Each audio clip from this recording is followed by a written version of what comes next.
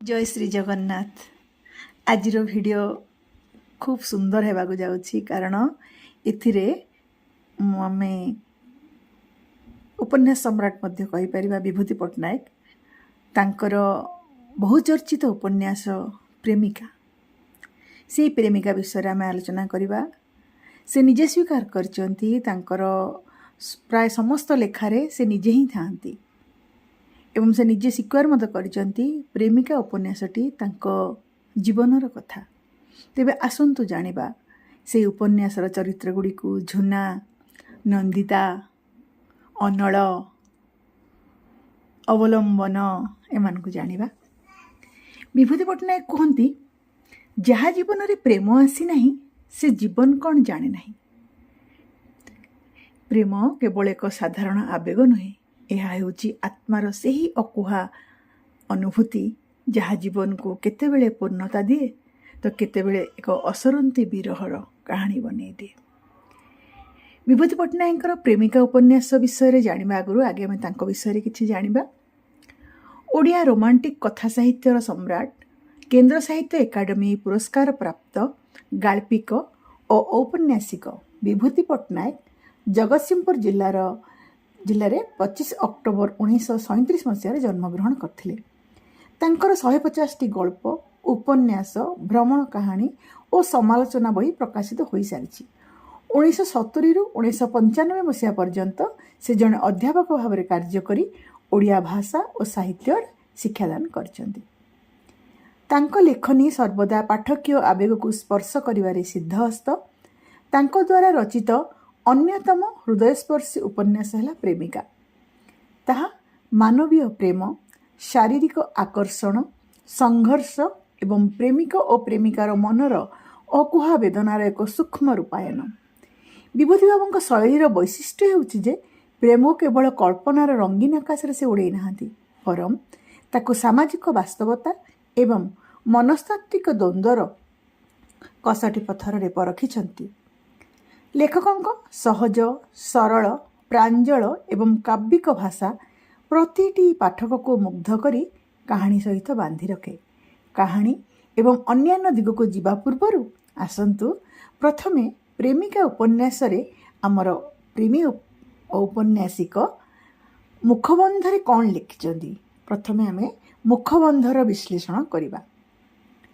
प्रथमे आमे देखिबा से लिखिछंती तम देहर केउ अंश को किपरि भाव छुईले तम दुई नयन मुद्रित हो जाए मु निजे आखि बंद करी कही दे पारे। आमे पूरा मुखबंध नुहे, मुखबंधर खंड खंड अंश को विश्लेषण करिबा।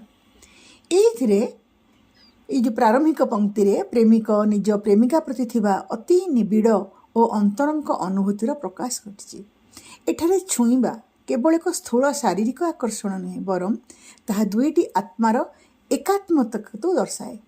प्रेमिकार बंद आखि हो जिबार सूक्ष्म प्रतिक्रिया को निजे आखि बंद करी अनुभव करि परिबा भितरे लेखक प्रेमर सही चरम सीमा को स्पर्श करिसंती, जेउठी दुईटी शरीर गोटिए अनुभूति रे स्पंदित होंती। तापर धाड़ी आमे देखिबा नारी देहर ए रहस्य ता स्वामी भिन्न आउ केही जाणु एकथा भागबिया को मते कष्ट लागे। एथिरे रहिछि पारंपरिक सामाजिक मूल्यबोध सह मनर द्वंद्व। लेखक एठारे भारतीय समाजर पारंपरिक दाम्पत्य संस्कार एवं पवित्रतार अवधारणा को आनिछंती। समाज जो अंतरंगता को केवल स्वामी स्त्री मध्य वैध बोली ग्रहण करे, सेही अधिकार जड़े प्रेमिक पाई सारिबा परे ता मनरे एक आत्मग्लानी बा सामाजिक संत्रास सृष्टि होइछि। एहा प्रेमिकर से कातरता को दर्शाउछि, जेउठी से निज स्पर्शर पवित्रता को सामाजिक नियमर काठगड़ारे ठिया कराई देखुछि। एठी आउ गोटे पंक्ति देखिबा से मुखबंधर। जड़े पुरुष पाखरे निजको अनावृत करी आउ जन को विवाह कले नारी सती हुए कि सुखी हुए से गहन गंभीर रे मोर चाष नहीं। सतीत्व एवं सुखर से गोटे पुनः मूल्यांकन एटार करिसंती जे एई अंशटा हला सबुठारु शक्तिशाली और दार्शनिक पंक्ति। लेखक एठारे समाजर सतीत्वर संज्ञा को प्रश्न करिसंती। जदि जड़े नारी ମନ ଏବଂ ଶରୀରରେ ଜଣକୁ ନିଜର ସର୍ବସ୍ୱ ମାନି ସାରିଛି, ନିଜକୁ ଅନାବୃତ କରିସାରିଛି, ପରବର୍ତ୍ତୀ ସମୟରେ କେବଳ ସାମାଜିକ ବାଧ୍ୟବାଧକତାରେ ହେଉ ବା ନିଜର ଉଚ୍ଚାକାଂକ୍ଷା ଜନିତ ହେଉ ଆଉ ଜଣକୁ ବିବାହ କରି ସେ କିପରି ସତୀ ବା ସୁଖୀ ହୋଇପାରିବ? ଲେଖକ ଏଠି ମୋର ଚାଷ ନାହିଁ କହି ଏହି ଜଟିଳ ମନସ୍ତାତ୍ତ୍ୱିକ ପ୍ରଶ୍ନକୁ ପାଠକଙ୍କ ପାଇଁ ଉନ୍ମୁକ୍ତ ଛାଡ଼ି ଦେଇଛନ୍ତି, ଯାହା ସାମାଜିକ କୁସଂସ୍କାର ଉପରେ ଏକ କୁଠାରାଘାତ। ତାପରେ ଧାଡ଼ିରେ ସେ ଲେଖିଛନ୍ତି ସେହି ମୁଖବନ୍ଧରେ, କିନ୍ତୁ ନାରୀ ସ୍ୱେଚ୍ଛାରେ ଜଣଙ୍କ ପାଖରେ ଆତ୍ମସମର୍ପଣ କରି ଆଉ ଜଣକୁ ବିବାହ କରିବ, ଏକଥା ଭାବିବା ମାତ୍ରେ ଏ ପୃଥିବୀ ମୋତେ ବିଧବା ଭଳି ଦୁଃଖିନୀ ଦେଖାଯାଏ। ଏଠି ଲେଖକ ବିଷାଦବାଦର ଚରମ ଚିତ୍ରକଳ୍ପ ବିଧବା ପୃଥିବୀ ମାଧ୍ୟମରେ ଏଠି ଫୁଟେଇଛନ୍ତି। ଏହା ଏକ ସୁନ୍ଦର ମାର୍ମିକ ଚିତ୍ରକଳ୍ପ, ବିଧବା ଭଳି ଦୁଃଖିନୀ ପୃଥିବୀ। ବିଧବା ଶବ୍ଦଟି ଶୂନ୍ୟତା, ରଙ୍ଗହୀନତା ଏବଂ ଚରମ ବିଷାଦର ପ୍ରତୀକ। ଯେତେବେଳେ ପ୍ରେମର ସ୍ୱେଚ୍ଛାକୃତ ଆତ୍ମସମର୍ପଣ ସାମାଜିକ ନିୟମ ଆଗରେ ହାରିଯାଏ ଏବଂ ନାରୀଟିଏ ନିଜ ଇଚ୍ଛା ଅନୁସାରେ ଅନ୍ୟ କାହା ହାତ ଧରେ, ସେତେବେଳେ ପ୍ରେମର ମୃତ୍ୟୁ ଘଟେ। ପ୍ରେମର ଏହି ମୃତ୍ୟୁରେ ସାରା ପୃଥିବୀ ପ୍ରେମିକକୁ ଶ୍ରୀହୀନ ଓ ବିଧବା ଭଳି ପ୍ରତୀତ ହୁଏ। ଦେଖିବାକୁ ଗଲେ ମୁଖବନ୍ଧରେ ହିଁ ଲେଖକ ସମ୍ପୂର୍ଣ୍ଣ ଉପନ୍ୟାସଟି ଖୋଲି ଦେଇଛନ୍ତି। ମୁଖବନ୍ଧ ପରେ ଆମେ ଆଗେଇବା କାହାଣୀ ଆଡ଼କୁ। କାହାଣୀରେ କ'ଣ ଅଛି? ପ୍ରେମିକା ହେଉଛି ଏଠି ଝୁନା, ଯାହାଙ୍କର ବୟସ ହେଲା 18 ବର୍ଷ ଏବଂ ପ୍ରେମିକା ହେଉଛନ୍ତି ଅନଳ, ଯାହାଙ୍କର ବୟସ ହେଲା 26 ବର୍ଷ। ଏ ଅନଳ ନାଁଟି ତାଙ୍କର ପ୍ରକୃତ ନାଁ ନୁହେଁ, ପ୍ରେମିକା ରଖିଛନ୍ତି। ଉଭୟ ଝୁନା ଓ ଅନଳ ମଧୁର ପ୍ରେମର ଡୋରିରେ ବନ୍ଧା। ଲୁଚି ଛପି ସେମାନେ ବାରମ୍ବାର ମିଶିଛନ୍ତି ଏବଂ ଶାରୀରିକ ସମ୍ପର୍କରେ ତୃପ୍ତ ମଧ୍ୟ ହୋଇଛନ୍ତି। ନାରୀ ଶରୀର ପ୍ରତି ଅନାସକ୍ତ ପ୍ରେମିକକୁ ଆୟତ୍ତ କରିବା ଉଦ୍ଦେଶ୍ୟରେ ପ୍ରେମିକା ନିଜ ଦେହକୁ, ନିଜ ମନକୁ ମଧ୍ୟ ସମର୍ପି ଦେଇଛି। ପରସ୍ପର ଜୀବନର ପ୍ରଥମ ପ୍ରେମର ଶିହରଣ ଓ ଆତ୍ମସମର୍ପଣର ଅନୁଭୂତି ପାଇଛନ୍ତି। କିନ୍ତୁ ନିଜର ମହତ୍ୱାକାଂକ୍ଷା ପାଇଁ ପ୍ରେମିକା ଝୁନା ପ୍ରତାରଣାର ବେଦୀରେ ଆଉ ଜଣେ ପୁରୁଷ ଅବଲମ୍ବନଙ୍କୁ ବିବାହ କରିଛନ୍ତି, ଯିଏ ଥିଲେ ସେ ସମୟରେ ସମାଜର ଜଣେ ପ୍ରତିଷ୍ଠିତ ବ୍ୟକ୍ତି, ପଇସାବାଲା ବ୍ୟକ୍ତି କହିବା। ଅବଲମ୍ବନ ଜାଣନ୍ତି ଝୁନାଙ୍କର ଅତୀତ। ସ୍ୱାମୀ ସାଜି ତାଙ୍କୁ ଆଶ୍ରୟ ଓ ସୁରକ୍ଷା ଦେଇଛନ୍ତି ସତ, କିନ୍ତୁ ଝୁନାର ଅନ୍ତର ମଧ୍ୟରେ ପ୍ରେମିକ ଅନଳ ଏକ ଅଲିଭା ସ୍ମୃତି ହୋଇ ରହିଯାଇଛି। ଏହି କାହାଣୀ କେବଳ ଶାରୀରିକ ସମ୍ପର୍କର ନୁହେଁ, ବରଂ ଶାରୀରିକ ସାନ୍ନିଧ୍ୟ ଏଠି ଅବଲମ୍ବନ ଏବଂ ଆତ୍ମିକ ସାନ୍ନିଧ୍ୟ ଏଠି ଅନଳ, ଏହି ଦୁଇ ଜଣଙ୍କ ମଧ୍ୟରେ ଝୁଲୁଥିବା ଜଣେ ନାରୀର ଅସହାୟତାର କାହାଣୀ ବଖାଣୁଛି। ଅବଲମ୍ବନଙ୍କର ସତଚେଷ୍ଟା ସତ୍ତ୍ୱେ ଝୁନାର ମନରେ 100% ସ୍ଥାନ ସେ ପାଇପାରି ନାହାନ୍ତି। ଝୁନାଙ୍କର ସମସ୍ତ ରଚନାରେ ସେ କେବଳ ପ୍ରେମିକ ହିଁ ଅଛନ୍ତି। ସେହି ପ୍ରେମିକ ଏପରି ତାଙ୍କର ହୃଦବୋଧ ହେଉଛି। ଝୁନା ଚେଷ୍ଟା କରିଛନ୍ତି ଅନଳଙ୍କୁ ଖଳନାୟକ ଏବଂ ଅବଲମ୍ବନଙ୍କୁ ନାୟକ କରି ତାଙ୍କ ଉପନ୍ୟାସ ଓ କାହାଣୀ ଗୁଡ଼ିରେ ଉପସ୍ଥାପିତ କରିବା ପାଇଁ, କିନ୍ତୁ ଫଳ ଓଲଟା ହେଇଛି। ସହର ଓ ବଜାର ସବୁଠି ଅନଳ ଓ ଝୁନାଙ୍କର ପ୍ରେମର ଚର୍ଚ୍ଚା ଶୁଣି ଶୁଣି ବିରକ୍ତ ହୋଇଛନ୍ତି ସ୍ୱାମୀ ଅବଲମ୍ବନ। ଏପଟେ ପ୍ରେମିକକୁ ଭୁଲିବାକୁ ଚେଷ୍ଟା କରି ଅସଫଳ ପ୍ରେମିକା କହୁଛି, ହେ ମୋର ଦୂର ସୁଦୂରର ନିଷ୍ଠୁର ଶତ୍ରୁ, ସାରା ଜୀବନ କ'ଣ ମୁଁ ଏହିପରି ଆପଣଙ୍କ ସ୍ମୃତିର କଣ୍ଟକିତ ସରଶଯ୍ୟାରେ ଶୋଇଥିବି? ମୁହଁରେ ହସ ଫୁଟାଉଥିଲେ ବି ହୃଦୟ ଭିତରେ ଅହରହ ଜଳୁଥିବି? ମୁଁ ଏମିତି କି ପାପ କରିଥିଲି ଯେ ଆପଣଙ୍କୁ ପାଇ ମଧ୍ୟ ପାଇଲି ନାହିଁ, ଛାଡ଼ି ମଧ୍ୟ ଛାଡ଼ି ପାରୁନାହିଁ? ସମସ୍ତଙ୍କର ଏକ ନିଷିଦ୍ଧ ପୃଥିବୀ ଅଛି, ଯେଉଁଠି କାହାର ହେଲେ ଅନୁପ୍ରବେଶ ନଥାଏ। ଉପନ୍ୟାସରେ ଝୁନା କହିଛନ୍ତି, ମୋ ପାଟିରେ ତାଲା, ହାତରେ ବିବାହ ବନ୍ଧନର ବେଡ଼ି, କିନ୍ତୁ ବିଶ୍ୱାସ କରନ୍ତୁ ଆପଣଙ୍କୁ ମୁଁ କୌଣସି ଦିନ ଭୁଲି ନାହିଁ, ଭୁଲି ପାରିବି ନାହିଁ। ତା ନ ହୋଇଥିଲେ ମୋ ଛୁଆ ତିନିହେଁ ଏଡ଼େ ଏଡ଼େ ହେଲା ପରେ ମଧ୍ୟ ଆପଣଙ୍କୁ ନେଇ ମୁଁ କାହିଁକି ଏ ନିଷିଦ୍ଧ ପୃଥିବୀର କାବ୍ୟ ରଚନା କରୁଥାନ୍ତି? ଏହାକୁ ହିଁ କୁହାଯାଏ ନିୟତି ନା। ଘଟଣାର 20 ବର୍ଷ ପରେ ଅନିଚ୍ଛାକୃତ ଭାବରେ ପୁନଶ୍ଚ ଭେଟ ହୋଇଛନ୍ତି ଅନଳ ଓ ଝୁନା। ଲେଖକ ସେହି ପରିଶିଷ୍ଟର ନାମ ରଖିଛନ୍ତି ପ୍ରେମିକା ସହିତ ଦେଖା। ପ୍ରେମ ହୃଦୟରେ ଯେ ସବୁବେଳେ ବନ୍ଦୀ ହୋଇ ରହିଯାଏ, ସେମାନଙ୍କ ବାର୍ତ୍ତାଳାପରୁ ସହଜରେ ଏଠାରେ ଅନୁମିତ। ଶେଷ ପରିଶିଷ୍ଟରେ କେବଳ ଝୁନାଙ୍କର ମନୋଲିପି ଡାଏରୀ ଆକାରରେ ରହିଛି। ଲେଖକ ନିଜେ କହିଛନ୍ତି, ପ୍ରଥମେ ସେ ପ୍ରେମିକାକୁ ଏକ କାହାଣୀ ଭାବରେ ଉପସ୍ଥାପିତ କରିଥିଲେ, ପରବର୍ତ୍ତୀ ସମୟରେ ପାଠକଙ୍କର ଅନୁରୋଧ କ୍ରମେ ଏହାକୁ ଦୀର୍ଘ କରି ଉପନ୍ୟାସରେ ପରିଣତ କରିଛନ୍ତି। ଉପନ୍ୟାସଟି ତାଙ୍କ ଆଦ୍ୟ ଯୌବନର ଏକ ସରଳ ଦସ୍ତାବିଜ କହିଲେ ଅତ୍ୟୁକ୍ତି ହେବ ନାହିଁ। ଏଥିରେ ଉଭୟ ନାୟକ ଓ ନାୟିକାଙ୍କର ମନର କଥା ବର୍ଣ୍ଣିତ। ମାତ୍ରାଧିକ ଚରିତ୍ରର ମଧ୍ୟ ଏଠି ଉପସ୍ଥାପନା କରାଯାଇ ନାହିଁ। ଖୁବ୍ କମ୍ ଚରିତ୍ର, ମନୋଲିପି, ଡାଏରୀ ମାଧ୍ୟମରେ କାହାଣୀଟି ଗତିଶୀଳ ହୋଇଛି। ଇଏ ତ ଗଲା କାହାଣୀ। ବର୍ତ୍ତମାନ ଆମେ ଦେଖିବା ଲେଖକଙ୍କର ଭାଷା ଶୈଳୀ ଓ ନାନ୍ଦନିକତା ଏ ଉପନ୍ୟାସରେ କିପରି ରହିଛି। ଆସନ୍ତୁ ଦେଖିବା। ଲେଖକଙ୍କ ଭାଷା ଅତିମାତ୍ରାରେ କାବ୍ୟିକ, ଆଳଙ୍କାରିକ ଏବଂ ହୃଦୟସ୍ପର୍ଶୀ। ଏଥିରେ ଚିତ୍ରକଳ୍ପ ଓ ପ୍ରତୀକବାଦର ସୁନ୍ଦର ପ୍ରୟୋଗ ହୋଇଛି। ଯେମିତି ଗୋଟେ କାବ୍ୟିକ ପଙ୍କ୍ତି, ଲେଖିଗଲ ପୁଣି ତମ ଜୀବନର ଆଦିକବ୍ୟ ମୋ ଦେହର ପାଣ୍ଡୁଲିପିରେ, ମୁଁ ହେଲି ଆତ୍ମବିସ୍ମୃତ ତୁମ ଲେଖନୀ ଯେବେ ଛୁଇଁଗଲା ଏଇ ମୋର ଗାତ୍ରରେ। ଏଠାରେ ଔପନ୍ୟାସିକ ପ୍ରେମିକା ଝୁନାର ଶରୀରକୁ ଏକ ପାଣ୍ଡୁଲିପି ଏବଂ ପ୍ରେମିକ ଅନଳର ସ୍ପର୍ଶକୁ ଲେଖନୀ ସହ ତୁଳନା କରିଛନ୍ତି। ସମ୍ପୂର୍ଣ୍ଣ ରୂପେ କବିତାମୟ। ଗଦ୍ୟ ମଧ୍ୟରେ ପଦ୍ୟର ଏହି ସୁମଧୁର ସମନ୍ୱୟ ପାଠକକୁ ମନ୍ତ୍ରମୁଗ୍ଧ କରିଥାଏ।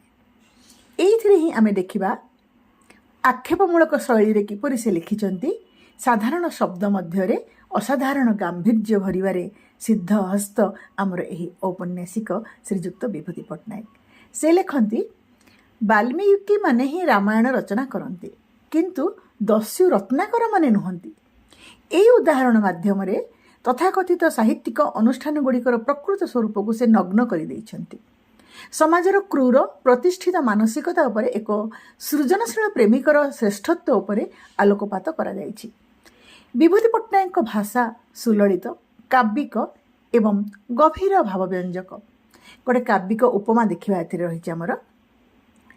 ଇଡ଼ି ଯାଇଥିବା କାଳି ଆଉ ଭିଜି ଯାଇଥିବା ମନ ଆଉ ଥରେ ଫେରସ୍ତ ମିଳେ ନାହିଁ। ଏହି ଧାଡ଼ିଟି ଦର୍ଶାଏ ଯେ ଲେଖକଙ୍କ ଶୈଳୀ କେତେ ପ୍ରାଞ୍ଜଳ ଓ ହୃଦୟସ୍ପର୍ଶୀ। ସେ ମନର ଆବେଗକୁ କାଳିର ସ୍ଥାୟୀ ଦାଗ ସହ ତୁଳନା କରି ସାହିତ୍ୟକୁ ଏକ ନୂତନ ଉଚ୍ଚତା ଦେଇଛନ୍ତି। ତାପରେ ଆମେ ଦେଖିବା ଏହି ଉପନ୍ୟାସରେ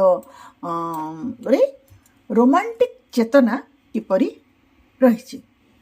ବିଭୂତି ପଟ୍ଟନାୟକଙ୍କ ଲେଖନୀର ସବୁଠାରୁ ବଡ଼ ବୈଶିଷ୍ଟ୍ୟ ହେଉଛି ପ୍ରେମ, ବିରହ ଏବଂ ମାନସିକ ଆବେଗକୁ ଅତି ସୁନ୍ଦର ଭାବାବେଗ ସହିତ ଶବ୍ଦର ଶୈଳୀରେ ପ୍ରକାଶ କରିବା।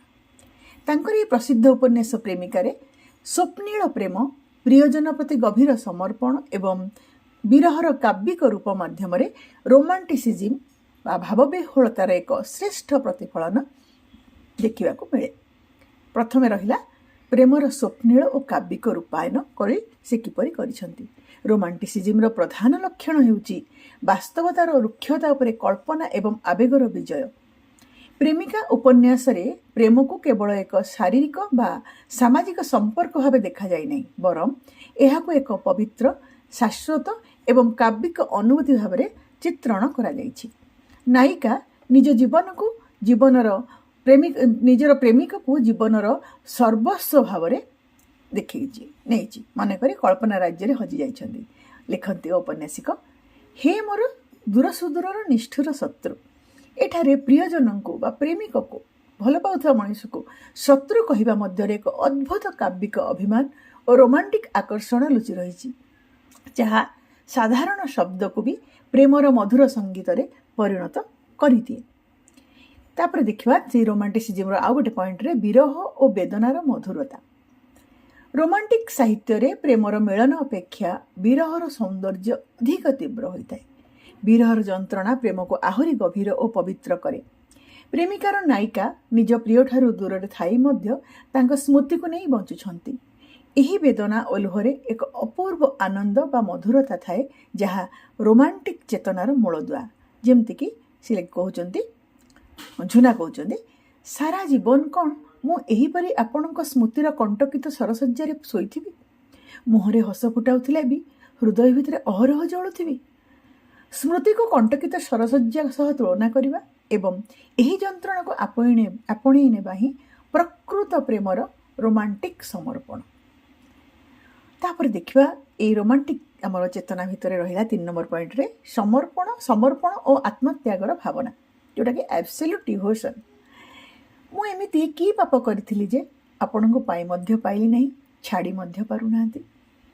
ଏହି ଆକୁଳତା ପ୍ରମାଣ କରେ ଯେ ପ୍ରେମିକର ସ୍ଥାନ ନାୟିକାର ହୃଦୟରେ ଏତେ ଗଭୀର ଯେ ବାସ୍ତବ ଜୀବନର ଦୂରତା ତାଙ୍କୁ ମନରୁ ଅଲଗା କରିପାରୁନାହିଁ। ତାପରେ ଦେଖିବା ପ୍ରକୃତି ଓ ରୋମାଣ୍ଟିକ୍ ଆବେଗର କିପରି ସଂଯୋଗ ହେଇଛି ମେଟାଫରରେ। ବିଭୂତି ପଟ୍ଟନାୟକଙ୍କ ଉପନ୍ୟାସରେ ପ୍ରକୃତି ଓ ପରିବେଶ ସବୁବେଳେ ଚରିତ୍ରମାନଙ୍କର ମାନସିକ ଆବେଗକୁ ଦ୍ୱିଗୁଣିତ କରିଥାଏ। ଯେମିତିକି ଆମେ ଯଦି ବହିଟା ଆମେ ଦେଖିବା ପଢ଼ିବା, ପ୍ରଚ୍ଛଦ ପଟରେ ଆମେ ଦେଖିଥିବା ଯେ ଫୁଲଗୁଚ୍ଛ ଧରିଥିବା ନାରୀ ଏବଂ ଝରି ଯାଉଥିବା ଫୁଲର ଚିତ୍ର ଏଥିରେ ରହିଛି। ତାହା ପ୍ରେମର ସୌନ୍ଦର୍ଯ୍ୟ ଏବଂ ଜୀବନର କୋମଳତାକୁ ସୂଚାଇଥାଏ। ଫୁଲ ଯେପରି ସୁବାସିତ ହୋଇ ମଧ୍ୟ ଝଡ଼ି ପରିବାର ଭୟ ରଖେ, ପ୍ରେମିକାର ଜୀବନ ମଧ୍ୟ ସେହିପରି ସ୍ମୃତିର ସୁବାସରେ ମହକୁଛି, କିନ୍ତୁ ବିରହର ଝଡ଼ରେ ସେ ନିଷ୍ପ୍ରଭ ହେଉଛି। ଉପଲବ୍ଧିର ଊର୍ଦ୍ଧ୍ୱରେ ତାପରେ ରହିଥାଏ ପ୍ରେମ। ଯଦି କେବଳ ପରୀକ୍ଷାରେ ଆପଣଙ୍କ ରୋମାଣ୍ଟିକ୍ ଚେତନା ପଡ଼ିବ ପ୍ରେମିକାର, ଆପଣ ଏକୁ ଅଲଗା କରିକି ମଧ୍ୟ ଲେଖିପାରିବେ ପରୀକ୍ଷାରେ। ଉପଲବ୍ଧିର ଊର୍ଦ୍ଧ୍ୱରେ କିପରି ପ୍ରେମ, ଏଇଟା ସେଇ ରୋମାଣ୍ଟିକ୍ ଚେତନାର ଆଉ ଗୋଟେ ପଏଣ୍ଟ। ପ୍ରେମିକ ଓ ସ୍ୱାମୀ ଏକ ହେଲେ ଜୀବନର ପ୍ରକୃତ ଅର୍ଥ ବୁଝି ହୁଏ ନା, এই କଥାଟା ଲେଖିଛନ୍ତି ଆମର ବିଭୂତି ପଟ୍ଟନାୟକ। ଏହି ଚିନ୍ତାଧାରା ରୋମାଣ୍ଟିସିଜିମ୍ର ଚରମ ସୀମାକୁ ସ୍ପର୍ଶ କରେ। ଯେହେତୁ ଉପନ୍ୟାସଟି ଲେଖକଙ୍କର ଆଦ୍ୟ ଯୌବନର ଲେଖା, ସେଥିରେ ରୋମାଣ୍ଟିକ୍ ଭାବଧାରା ଖୁନ୍ଦି ହୋଇ ରହିବା ସ୍ୱାଭାବିକ। ବିଭୂତି ପଟ୍ଟନାୟକ ତାଙ୍କ ପ୍ରେମିକା ଉପନ୍ୟାସରେ ପ୍ରେମର କେବଳ ରୋମାଣ୍ଟିକ୍ ରୂପକୁ ଦେଖାଇ ନାହାନ୍ତି, ବରଂ ନାରୀ ମନର ଗହ୍ୱରରେ ଲୁଚି ରହିଥିବା ଅବସାଦ, ଅପୂର୍ଣ୍ଣତା ଏବଂ ଅପ୍ରାପ୍ତିର ବ୍ୟାକୁଳତାକୁ ଜଣେ ଦକ୍ଷ ମନସ୍ତତ୍ତ୍ୱବିତ୍ ଭଳି ବିଶ୍ଳେଷଣ କରିଛନ୍ତି। ନାୟିକାର ଭାବପ୍ରବଣ ଚିଠି ବା ମନର କଥା ମାଧ୍ୟମରେ ସେ ପ୍ରେମର ଯେଉଁ ମନସ୍ତାତ୍ତ୍ୱିକ ରୂପ ଦେଇଛନ୍ତି, ତାହା ପାଠକ ହୃଦୟକୁ ଗଭୀର ଭାବେ ସ୍ପର୍ଶ କରେ। ଏହି ମନସ୍ତାତ୍ତ୍ୱିକ ବିଶ୍ଳେଷଣରେ ଆମେ ଦେଖିବା ନାରୀର ମୌନତା। ଏଠି ଲେଖିଛନ୍ତି ସେ, ନାରୀ ସବୁ କଥା କ'ଣ ମୁହଁ ଖୋଲି କୁହେ? ମୌନତା ତା ମନର ଭାଷା ନୁହେଁ? ଏହି ପଂକ୍ତିଟି ନାରୀ ମନର ଗଭୀର ମନସ୍ତତ୍ତ୍ୱକୁ ଉନ୍ମୋଚନ କରେ। ସମାଜ ଓ ସଂସ୍କାର ଭିତରେ ବଢ଼ିଥିବା ନାରୀଟିଏ ନିଜର ସବୁ ଆବେଗକୁ ଶବ୍ଦରେ ପ୍ରକାଶ କରିପାରେ ନା। ତାର ଅଭିମାନ, ଆକାଂକ୍ଷା ଏବଂ ନୀରବତାକୁ ପଢ଼ିପାରିବା ହିଁ ପ୍ରକୃତ ପ୍ରେମିକର ଲକ୍ଷଣ। ତାପରେ ଦେଖିବା ଆଉ ଗୋଟେ ତାଙ୍କର ପଂକ୍ତି, ଯେଉଁଠିକି ଭାବପ୍ରବଣତାର ସ୍ଥାୟିତ୍ୱ ରହିଛି। ପଂକ୍ତିଟିଏ, ମନ ଥରେ ଭିଜିଗଲେ ବା ଭାଙ୍ଗିଗଲେ ତାକୁ ପୂର୍ବ ଅବସ୍ଥାକୁ ଫେରାଇ ଆଣିବା ଅସମ୍ଭବ। ଉପନ୍ୟାସରେ ପ୍ରେମର ସୂକ୍ଷ୍ମ ଅଭିମାନ ଓ ମାନସିକ ସଂଘାତକୁ ଖୁବ୍ ଚମତ୍କାର ଭାବରେ ବିଶ୍ଳେଷଣ କରାଯାଇଛି। ବିଭୂତି ପଟ୍ଟନାୟକ ଚରିତ୍ରମାନଙ୍କର ଅବଚେତନ ମନକୁ ଖୁବ୍ ଗଭୀର ଭାବେ ଅନୁଧ୍ୟାନ କରିଛନ୍ତି। ଲେଖିଛନ୍ତି, ପ୍ରେମିକ ଓ ସ୍ୱାମୀ ଏକ ହେଲେ ଜୀବନର ପ୍ରକୃତ ଅର୍ଥ ବୁଝି ହୁଏ ନା।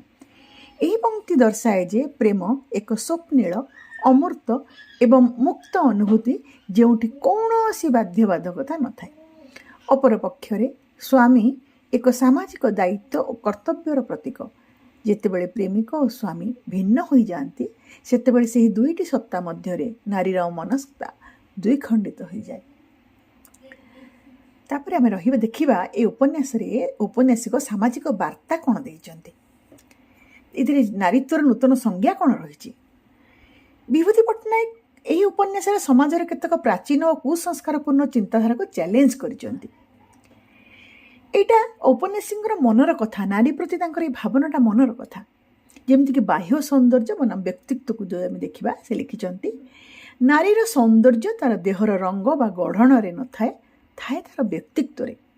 ଲେଖକ ସ୍ପଷ୍ଟ କରିଛନ୍ତି ଯେ ସମାଜ ଯେଉଁ ନାରୀକୁ କେବଳ ଭୋଗ୍ୟ ପଣ୍ୟ ବା ଶରୀର ସୁନ୍ଦରୀ ରୂପେ ଦେଖେ, ପ୍ରକୃତରେ ସେତିକିରେ ନାରୀତ୍ୱ ସୀମିତ ନୁହେଁ। ଆଦର୍ଶ, ଆତ୍ମସମ୍ମାନ ଓ ନିଷ୍ଠା ହିଁ ନାରୀକୁ ପ୍ରକୃତ ସୌନ୍ଦର୍ଯ୍ୟମୟୀ କରେ।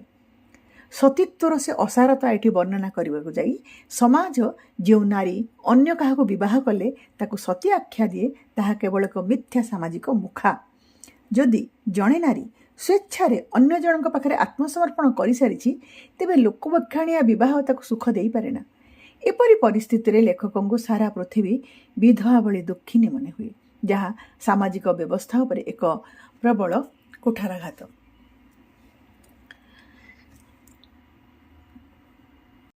ଏହି ଉପନ୍ୟାସ ଆଜିର ପ୍ରେମିକ ପ୍ରେମିକାମାନଙ୍କ ପାଇଁ ଏକ ବଡ଼ ଚେତାବନୀ ଓ ଶିକ୍ଷା। ଯେମିତି ପ୍ରେମ ଅଙ୍କଗଣିତ ନୁହେଁ। ଯେମିତି ଲେଖିଛନ୍ତି, କେଉଁ କେଉଁ ଗୁଣ, କେଉଁ କେଉଁ ଐଶ୍ୱର୍ଯ୍ୟ ଥିଲେ ପୁରୁଷ ଜଣେ ପୂର୍ଣ୍ଣାଙ୍ଗ ମଣିଷ ହୁଏ, ସେ କଥା ଯେତେ ମାପିଚୁପି ଅଙ୍କ କଷିଲେ ବି ଭୁଲ ହୋଇଯାଏ। अर्थात से लिखिଛନ୍ତି प्रेम कौन योग्यता धन बा प्रतिष्ठार मापदंडरे हुए नहीं।